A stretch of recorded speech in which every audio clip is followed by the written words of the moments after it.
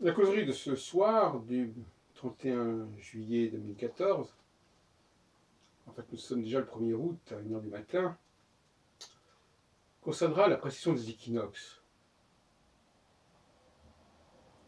Grâce à cette précision des équinoxes, nous allons pouvoir déterminer à quelle époque l'astrologie s'est constituée.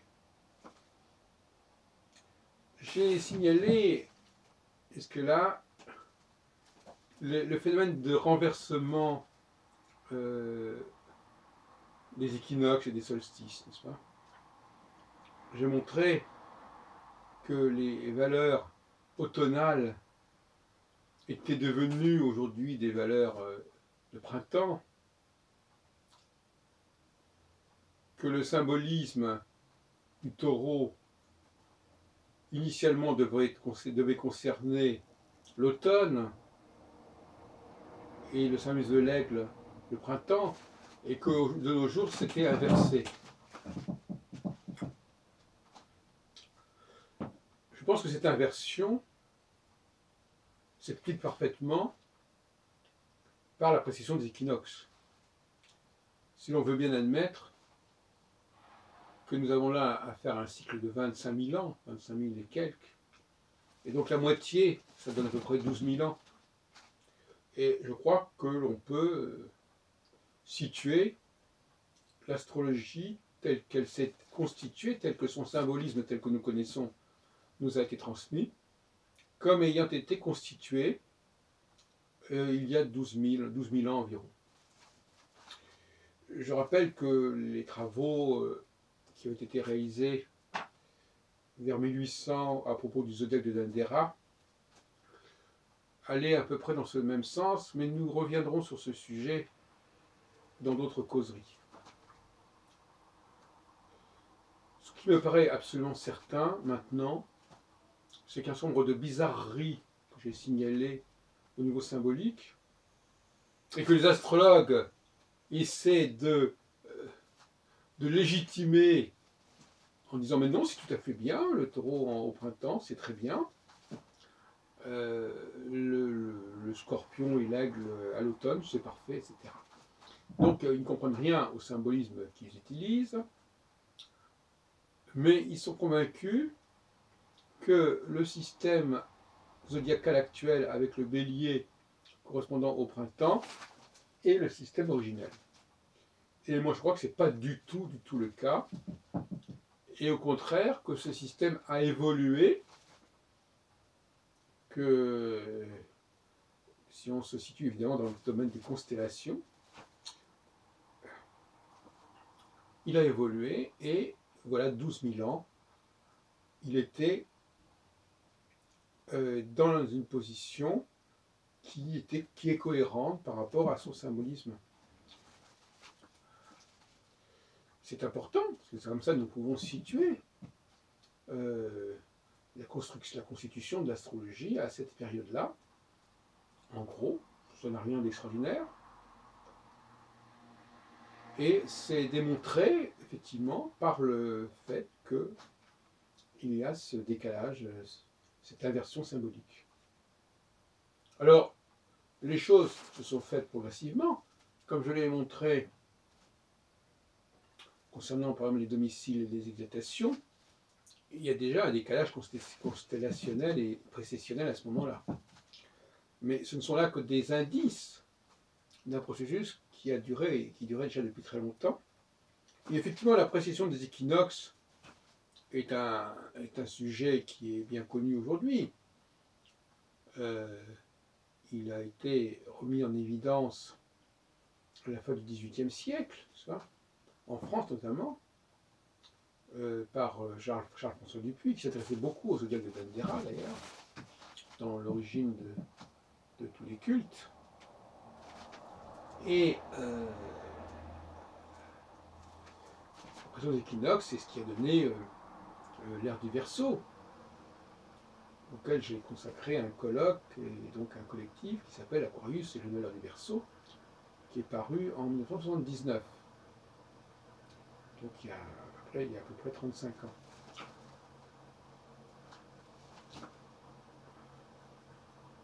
Dont des romans s'intéresser énormément à la question de l'ère du Verseau. On ne le dit pas suffisamment. Moi-même, je n'ai pas signalé, mais en relisant Grandeur et pitié de l'astrologie, un de mes livres de chevet, quand je commençais l'astrologie, un ouvrage paru en 1940, et bien des romans dans son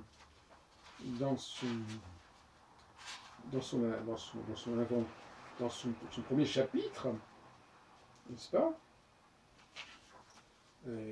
met en évidence, insiste énormément sur la question de l'ère du Verseau.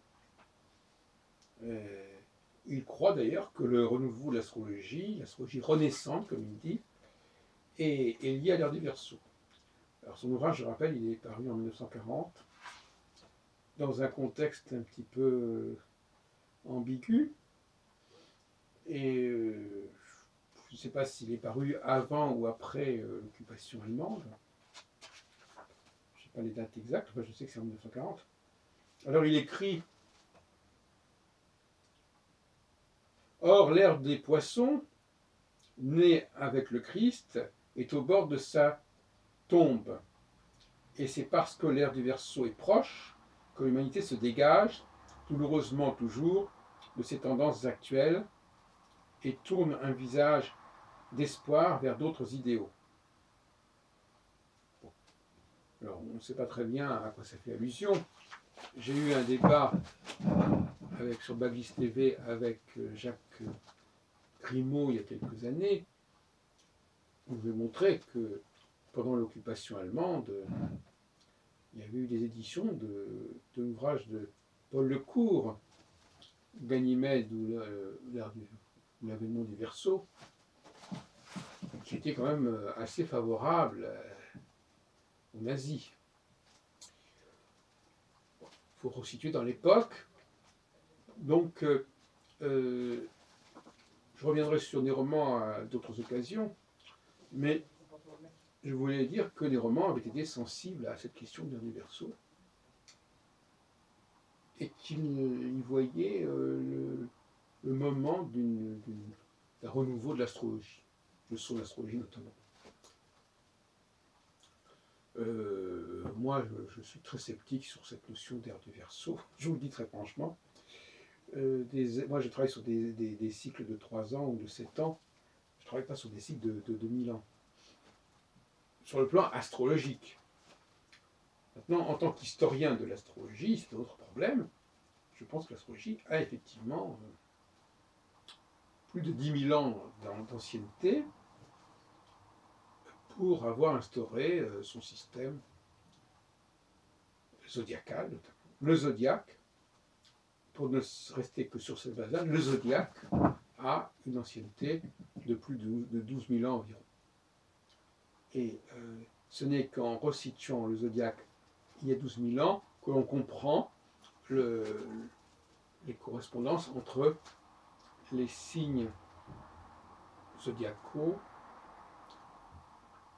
Alors, les signes zodiacaux, c'est une façon de parler, parce que le zodiaque est quelque chose de très hybride.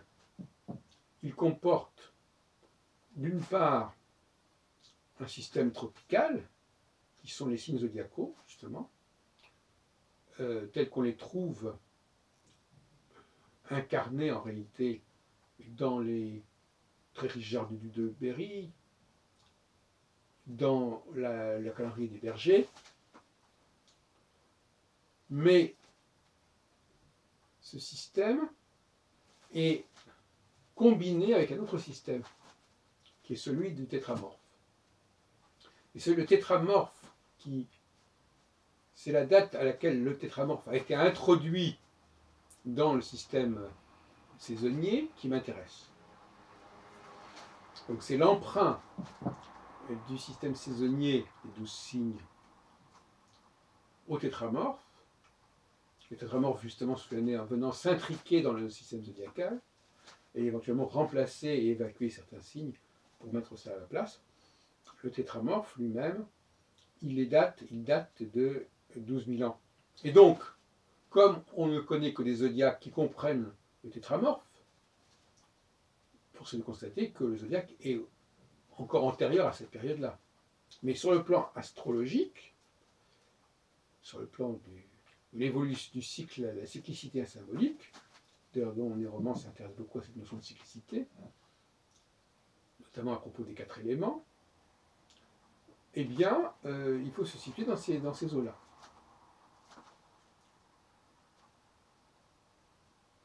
On ne peut pas... Alors, le zodiaque actuel est un mélange entre les 12 mois, les symboliques des 12 mois, et qui, elle, effectivement, est tropicale, donc elle est correcte, elle correspond effectivement aux saisons telles que nous les connaissons, et se mélange également avec le tétramorphe, qui, lui, en revanche, est marqué, a évolué avec la pression des équinoxes.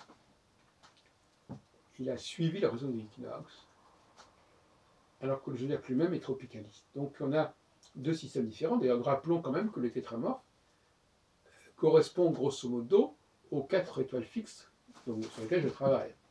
Parce que les constellations correspondant, englobant ces 4 étoiles fixes, sont justement celles qui correspondent en gros avec le tétramorphe.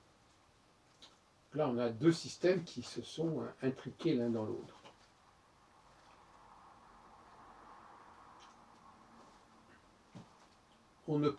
Il faut donc revenir à des choses très, très claires, à savoir que l'aigle, l'oiseau, est un symbole du printemps.